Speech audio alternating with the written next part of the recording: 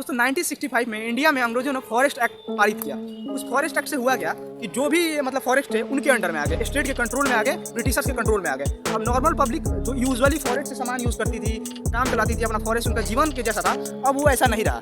अब इतना ही नहीं, उसके बाद क्या हुआ कि 1978 में अंग्रेजों ने इसको अमेंड किया, इस एक्ट को अमेंड किया और उसमें 3 कैटेगरी बनाया। एक रिजर्व फॉरेस्ट बनाया, दूसरा बनाया उन्होंने प्रोटेक्टेड फॉरेस्ट और तीसरा बनाया उन्होंने विलेज फॉरेस्ट। रिजर्व फॉरेस्ट में सबसे best quality of foods, best quality of product of जंगल पाए जाते थे, जिसको उन्होंने पूरा बैन कर दिया कि नॉर्मल पब्लिक इसको यूज ही नहीं कर सकती थी, यहाँ से निकल जाओ तुम लोग। दूसरा था प्रोटेक्टेड फॉरेस्ट। प्रोटेक्टेड फॉरेस्ट में लिमिटेड एक्सेस था जाने के लिए, जिससे आप वुड कलेक्ट कर सकते हैं, हम जो पेड़ों से तेल निकलता था महुआ के पेड़ों से, वो कलेक्ट कर सकते थे। तो इस टाइप का कुछ काम कर सकते थे, लेकिन उसके लिए भी आपको परमिट चाहिए था, जो बहुत ज़्यादा दिक्कत होता था परमिट लेने में, और ब्राइब तो बहुत अपने पीक पर था।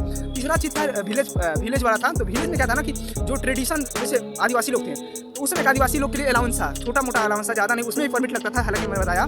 तो कुल मिला के बहुत ज़्यादा दिक्कत हो गया इस एक्ट के द्वारा इंडिया में। नॉर्मल उनसे जीवन छीन लिया गया, आदिवासी लोग जो अपना जीवन मानते थे जंगल को, उनसे उनका जीवन छीन लिया गया। उसके बाद क्या हुआ मैं बता दूं, इतना से उनका पेट नहीं भरा, तो जब इंग्लैंड में पूरा ओक का ट्री खत्म हो गया, ओक के ट्री जिनसे उन्होंने शिप बनाते थे और जिससे स्लीपर्स बनते थे, रेल के पहले स्लीपर्स लकड़ी से बनते थे, तो जब सारा ओक का ट्री खत्म हो गया, समझिए ना के बराबर हो गया इंग्लैंड में, तब उन्होंने सोचा कि इंडिया में साइंटिफिक फॉरेस्ट्री पारित किया जाए, जो 1878 में उन्होंने साइंटिफिक फॉरेस्ट्री लाया।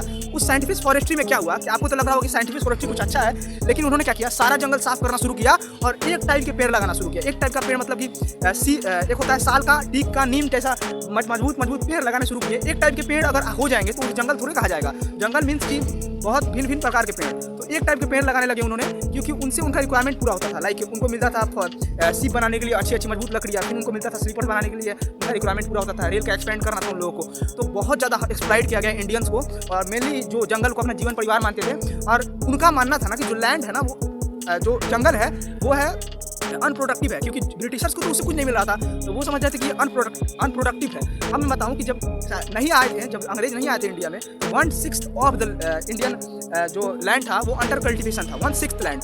और जब वो गए तो half of the land under cultivation हो गया।